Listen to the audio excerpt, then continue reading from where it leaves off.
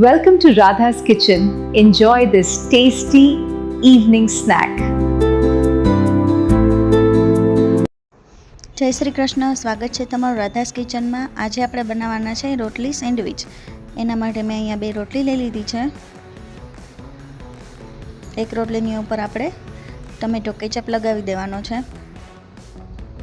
1 ચમચી જેટલો મેં અહીંયા કેચઅપ લગાવી દીધો છે.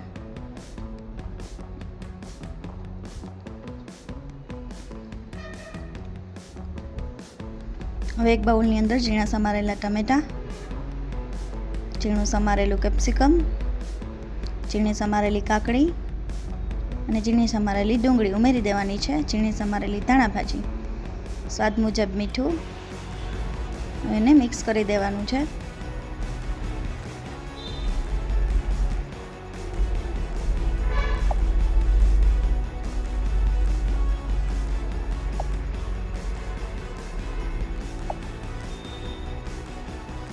હવે રોટલીની અંદર બધા શાકભાજી એડ કરી દેવાના છે.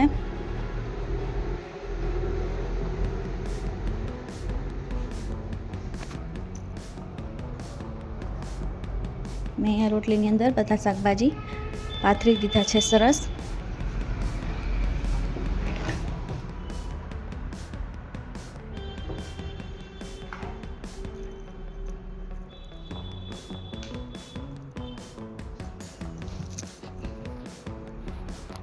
શાકભાજી સરસ પથરાઈ ગયા છે. એની ઉપર ચીઝ ખમણી લેવાની છે.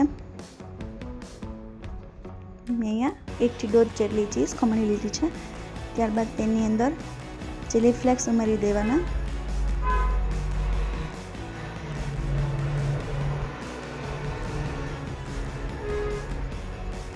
ત્યારબાદ થોડા ઓરેગાનો,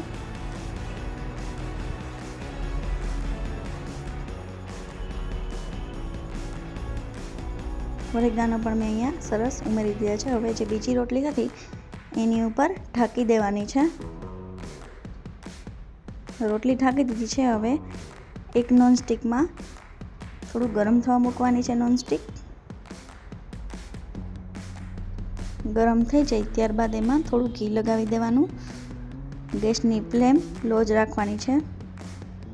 ત્યારબાદ આપણે તૈયાર કરેલી રોટલી એમાં મૂકી દઈશું અને 2 થી 3 મિનિટ જેટલી એક બાજુ શેકાવા દેશું લો ગેસની ફ્લેમ ઉપર. હવે રોટલી આપણે એક બાજુ સરસ શેકાઈ ગઈ છે. એક બાજુ શેકાતા 2 મિનિટ જેટલો સમય લાગ્યો છે.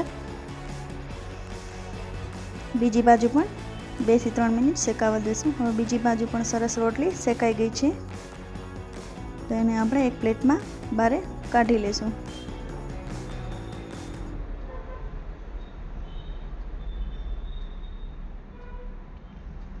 રોટલી સરસ શેકાઈ ગઈ છે બંને બાજુથી. હવે આપણે એને 4 પીસમાં કટ કરી લઈશું.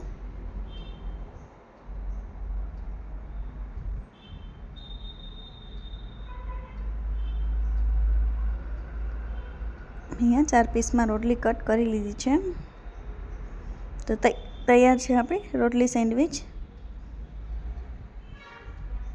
માત્ર 10 જ મિનિટમાં બની જતો ઇવનિંગ સ્નેક. જો મારી વિડીયો તમને પસંદ આવ્યો હોય તો મારી ચેનલને સબસ્ક્રાઈબ કરી દેજો, વિડીયોને લાઇક કરી દેજો, શેર કરી દેજો અને કમેન્ટ કરવાનું ભૂલતા નહીં.